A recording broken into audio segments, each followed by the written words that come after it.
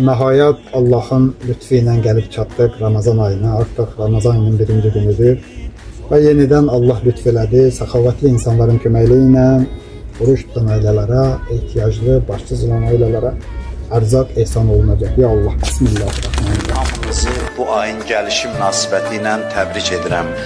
Allah bizi mübarək Ramazan ayının feyzindən, bərəkətindən, rəhmətindən binəsib eləməsin inşallah. Şad, xürrəm, sevincli halda hesab eləyək ki, bir gözəl bir səfərə gedəndə adam necə şad olur. Və belə bir şad halla ki, Allah qonaqlığına gedirik, Allahın görüşünə gedirik və o gözəlliklərə diqqət eləmək lazımdır sadəcə. Onun havası, suyu, bütün fəzası bizlə danışır. Sadəcə qulaq vermək lazımdır ki, Ramazan ayı bizlə nə danışır, nə söhbətlər eləyir.